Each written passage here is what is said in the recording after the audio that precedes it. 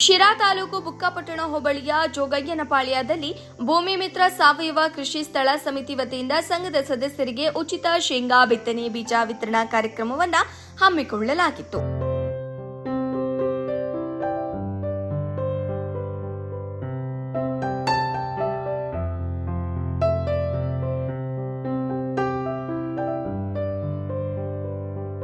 ಸಂಘದ ಅಧ್ಯಕ್ಷರಾದ ಬಿ ನಾಗರಾಜುರವರು ಮಾತನಾಡಿ, ಇತ್ತೀಚಿನ ದಿನಗಳಲ್ಲಿ ಹೆಚ್ಚಿನ ಆದಾಯ ಹಾಗೂ ಇಳುವರಿ ಕಾರಣಕ್ಕಾಗಿ ಕೃಷಿಯಲ್ಲಿ ರಾಸಾಯನಿಕಗಳನ್ನು ಬಳಸಿ ರೈತರು ಕೃಷಿ ಮಾಡುತ್ತಿರುವುದು ಬಹಳ ಅಪಾಯಕಾರಿಯಾಗಿದೆ. ಭೂಮಿಗೆ ಹೆಚ್ಚಿನ ರಾಸಾಯನಿಕವನ್ನು ಹಾಕುವುದರ ಮೂಲಕ ಭೂಮಿಯ ಫಲವತ್ತತೆ ನಾಶವಾಗುತ್ತಿದೆ.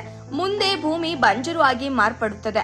ಆದ್ದರಿಂದ ನಮ್ಮ ಭೂಮಿ ಮಿತ್ರ ಸಾವಯವ ಕೃಷಿ ಸ್ಥಳ ಸಮಿತಿ ವತಿಯಿಂದ ರೈತರಿಗೆ ಸೂಕ್ತ ಮಾರ್ಗದರ್ಶನ ಹಾಗೂ ಉತ್ತಮ ಬೀಜಗಳನ್ನು ವಿತರಣೆ ಮಾಡಿ ಸಾವಯವ ಕೃಷಿ ಮೂಲಕ ಮಣ್ಣಿನ ಆರೋಗ್ಯ ಕಾಪಾಡುವುದು ಹಾಗೂ ಫಲವತ್ತತೆಯನ್ನು ಹೆಚ್ಚಿಸುವ ಗುರಿಯನ್ನ ಹೊಂದಿದೆ.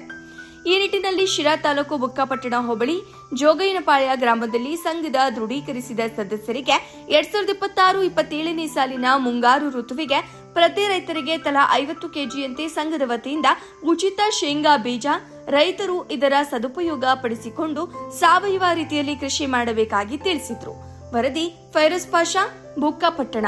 ಭೂಮಿ ಮಿತ್ರ ಸಾವಯವ ಕೃಷಿ ಸ್ಥಳ ಸಮಿತಿ ಅಂತ ಹೇಳಿ ಒಂದು ರೈತರನ್ನು ಗುಂಪು ಮಾಡಿಕೊಂಡಿದ್ವಿ. ಆ ಗುಂಪಿನ ವತಿಯಿಂದ ಸಾವಯವ ಪದ್ಧತಿಯಲ್ಲಿ ರೈತರಿಗೆ ಬೆಳ್ಕೊಡ್ಲಿಕ್ಕೆ ಅನುಕೂಲ ಆಗಲಿ ಅಂತೇಳಿ ಇತ್ತೀಚಿನ ದಿನಗಳಲ್ಲಿ ಈ ಕಡಲೆ ಬೀಜದ ಬೆಳೆಯೋದಕ್ಕೆ ಬೀಜದ ದರ ಮತ್ತು ಹೆಚ್ಚಿನ ಖರ್ಚು ಗೊತ್ತಂತ ರೈತರು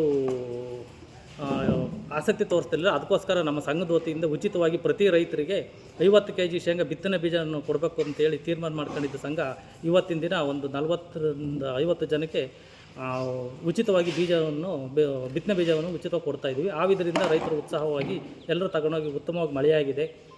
ಹಾಗಾಗಿ ಬಿತ್ತನೆ ಮಾಡೋಕ್ಕೆ ಎಲ್ಲ ರೈತರು ಮುಂದಾಗಿದ್ದಾರೆ. ಇವತ್ತು ಬಿತ್ತನೆ ಬೀಜವನ್ನು